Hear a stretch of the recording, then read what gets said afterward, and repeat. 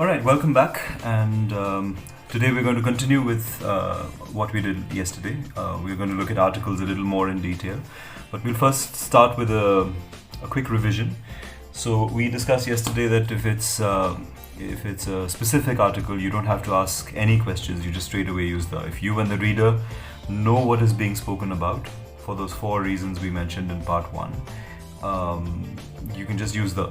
Right? But if it's a non-specific article, then you have to ask the question if it's countable or uncountable. If it's uncountable, then you don't use any article, but you can use some of these words here, right?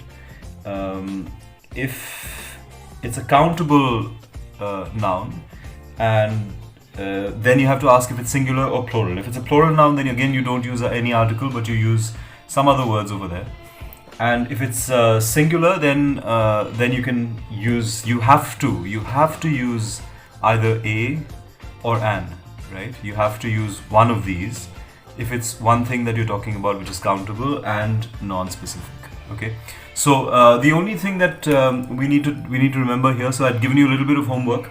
So a couple of things here we need to point out. So the difference between little and a little, I will discuss this in a bit, and it's a similar difference between few and a few, right?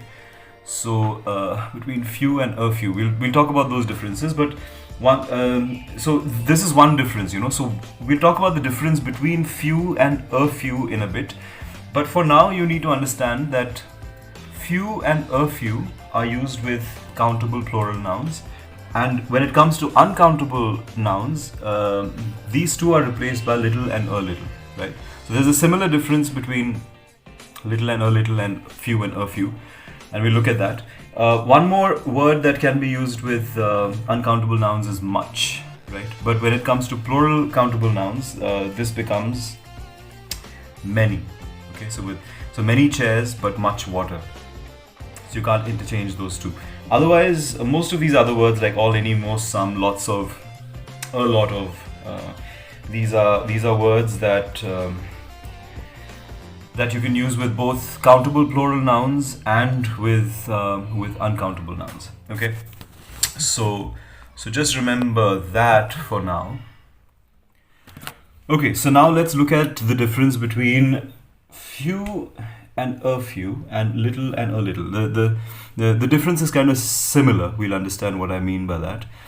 So we know that few and a few are used with countable plural nouns, okay, and little and a little are used with uncountable nouns.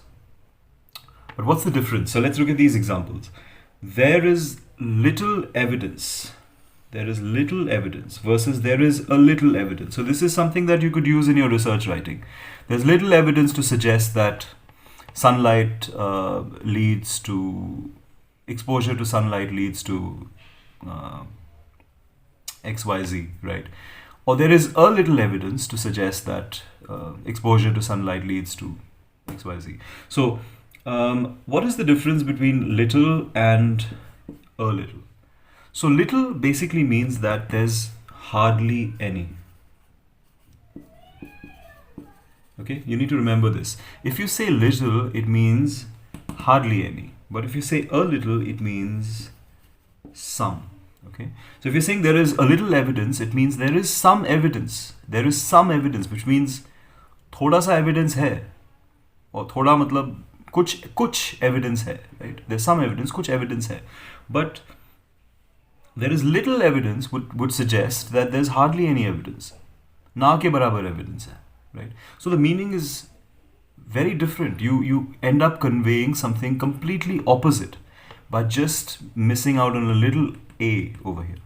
Similarly, the difference is very similar between few and a few, right? It's just that you use them with countable nouns. So you see, evidence is something which is an uncountable noun, right? So you've used little or a little. But cases, this is countable and plural. So you're using few and a few. And similarly, see, there are few cases, which means ना के बराबर cases हैं. ना के बराबर है, right? There are few cases, hardly any cases. But there are a few cases, यानी कुछ cases हैं, कुछ, some. So this is like a a higher degree, right? There are some evidence. I mean, the meaning of your sentence changes. You're saying कि हम यहाँ पे evidence है, कुछ है हमारे पास, and यहाँ पे you're saying that there's hardly any evidence. ना के बराबर है, कुछ है ही नहीं, hardly any, right? So you need to keep these two things in mind when you're using few, a few, little, a little, because it's something that I've seen a lot of people confusing with each other. So, besides some of the points we discussed in the first lesson, there are some exceptional uses of the as well. We'll look at a few and we'll see which ones are right and which ones are wrong. So, here the first one is the Newton's third law, right? So, some people think that, oh, it's a specific law, so we must add the. But this the is not required here, because whenever you have something with an apostrophe s, right, you've already mentioned that it is that person's law and it's a proper noun, right? It's some person's name. So there you don't need to use the. You can't say the Newton's third law is difficult to understand or something has been applied here. Just Newton's third law, that's good enough, right? That's one. Some people tend to say the India because it's a specific country, but just remember that if it's a proper noun, if it's a place or an animal or any name, you don't use the. Okay. However, in this case, it's fine. It's correct if you say the USA. Because whenever you have a country's name which has, so if what does the U stand for, right? The U stands for United, okay? So whenever you have a word like United or Republic or Union, right? So I'm just going to write these over here. So if you have words like Republic, Union, United, etc. in the name of a country, then you use the. So if you want to use India's, all right. Then the next one is when you say the Andaman Islands. So if it's a group of islands, then it's fine. You can use the. So these are just some exceptions. You don't always have to use these in academic writing, but just be aware. So we'll be sending you some links which will give you the details about these exceptional uses. So you just need to be aware that what I've covered in that chart gives you like kind of 90% overview of how articles are used, but there are 10%. In 10% of the cases, there would be exceptions, right? And these are some of the exceptions that we're talking about. We're not covering all of them, but this is something that you'll have to just learn. There's no logic to it. I mean, whatever little logic is there, we're trying to cover here. But in general, you can just memorize this, so it'll be easy for you to understand why they're used this way, right? So the Himalayas again. So any group, right? Group of islands, group of mountains, union, which is again a group of cities or states that are forming a country. So that is something that would necessitate the use of the. Otherwise, if it's a single island, Sri Lanka, you wouldn't use the, right? The Mount Everest, again, now the thing is that here, when it comes to the name of a mountain, you can use either this or this. So you can either say, leave this out and say the Everest, that's fine. Or you leave this out and you say Mount Everest. So you can't say both, the Mount Everest, okay? When it comes to mythological books, religious books, scriptures, the Quran, the Gita, newspapers as well. Sometimes because with newspapers, the name itself has the in it. So if you look at the newspaper, the Hindu or the Times of India, it has the name. It has the in the name itself. So the name itself is the Hindu. So that's why we use it there. It's not like you're adding an article. But with names of religious scriptures, you can use the Quran, the Gita. So I said mythological books as well. So if you have something like the Iliad or the Odyssey or any mythological book, which has existed for a while, you can use the with that. But with regular books, names of authors, books, you don't use the definite article at all. So while I said before that. So while I said earlier that you can't say the India, you have to say India. But if you use the full name, you say the Sovereign Socialist Democratic Republic of India. Or even if you say the Republic of India, then you can add the. But otherwise, if you just say India, then you don't add the to it. Alright, so to finish off with this video, we're going to take 5 examples and then we're going to discuss how these articles have been used. And we'll send you some material to go over, and then we'll have a quiz on Monday, on an evaluation on Monday on all the different types of articles and how they are used. Okay, so hopefully you should be able to do well if you've watched these 3 videos. Okay, so the first one is tumor resection with CPB is still disputable in the field of oncology, right? Now, why is it that we've used the over here? So this kind of construction is something that we see all the time in research writing, where you say the something of something. Okay, so whenever you have this kind of a structure, you automatically insert the, because it's a specific thing belonging to something else, right? So the field of oncology, it's a specific field. So one way to understand it is it's a specific field, but also the moment you see something of something, that structure, by default you add a the before it. Okay, that's an easy way to figure out where to put the something of something, the Queen of England, the capital of India, the field of oncology. So so the Chief Justice of the Supreme Court, right? Anywhere, something of something, you use the. Okay, now we look at the second one. The method used in H1 yielded the same results as those used in H2. So there are a couple of the's here.